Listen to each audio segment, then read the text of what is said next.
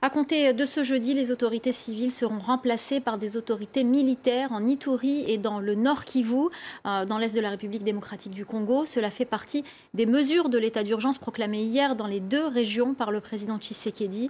Des mesures destinées à éradiquer les groupes armés qui sévissent depuis 25 ans. Mais la population craint des abus de la part des forces de l'ordre. Commentaire de David Gilberg avec les réactions de Justin Kabumba. Le Nord Kivu et l'Ituri, officiellement sous contrôle de l'armée dès ce jeudi. Le président Félix Tshisekedi a déclaré l'état de siège dans ces deux provinces du nord-est de la République démocratique du Congo. Elles sont secouées par les violences dues aux milices depuis la fin des années 90. Les autorités civiles vont y être remplacées par des militaires pour une durée de 30 jours, une perspective qui divise les populations locales, comme ici à Goma. L'administration militaire vient avec des nouvelles stratégies dans la traque des groupes armés.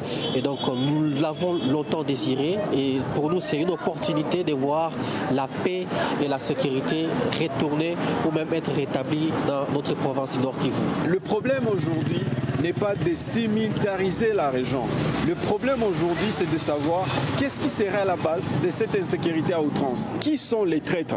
Parce que l'ennemi externe qu'on a identifié depuis, ça fait déjà 5 ans, comme des ADF, ne peuvent pas avoir de la force s'ils n'ont pas des complices à l'intérieur. Vu l'état actuel de l'armée congolaise, c'est la même armée qui est dans tous les secteurs miniers, les secteurs commerciaux. Donc, je ne sais pas si quelqu'un qui s'occupe beaucoup plus de ses avantages privés, il peut être en mesure de diriger toute une population comme la population de Goma. À partir de jeudi, l'armée pourra fouiller les habitations jour et nuit, arrêter toute personne considérée comme une menace à l'ordre public et les tribunaux civils seront remplacés par des cours militaires. Pour les autorités de Kinshasa, l'objectif est de faire cesser les exactions dans ces deux provinces où environ 120 groupes armés seraient toujours actifs. Ces dernières années, l'ADF, rébellion d'origine ougandaise, serait le plus violent de ces groupes. Ses membres auraient fait plus de 1000 victimes civiles depuis novembre 2019 dans la région de Beni, au Nord Kivu.